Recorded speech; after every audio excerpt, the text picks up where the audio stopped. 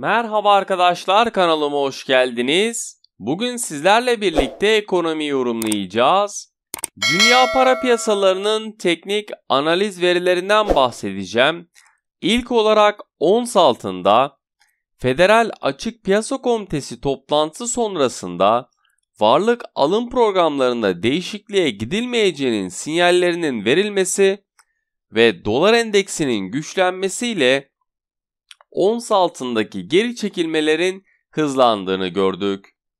Tepki alımlarının gelmesine rağmen kalıcılık göstermesinin zaman alacağı ons altında yaşanılan gelişmeler çerçevesinde ons altına teknik olarak baktığımızda yukarı yönlü hareketlerin oluşması durumunda 1790 ve 1795 dolar seviyelerini yakından takip ettiğim önemli direnç noktaları.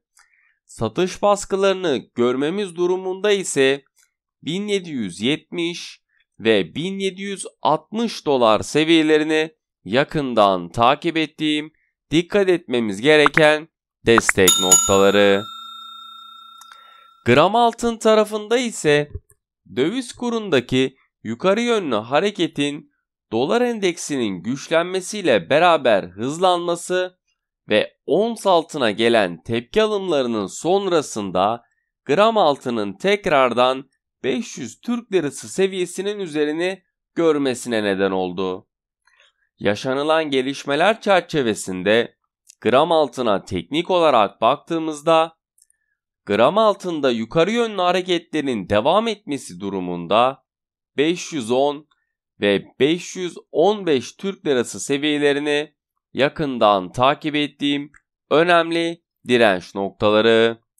Gelebilecek olası aşağı yönlü bir hareketin oluşması durumunda ise 495 ve 490 Türk Lirası seviyelerini yakından takip ettiğim, dikkat etmemiz gereken destek noktaları.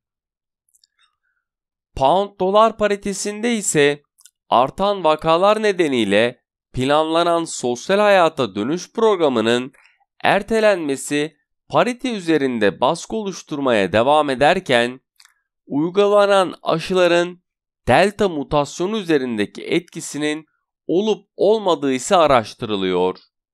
İngiltere Merkez Bankası toplantısından çıkacak sonuçları yakından takip ederken Pound dolar paritesine teknik olarak baktığımızda yukarı yönlü hareketlerini devam ettirmesini beklediğim paritede olası yukarı yönlü hareketlerin oluşması durumunda 1,3930 ve 1,3955 seviyelerini yakından takip ettiğim önemli direnç noktaları.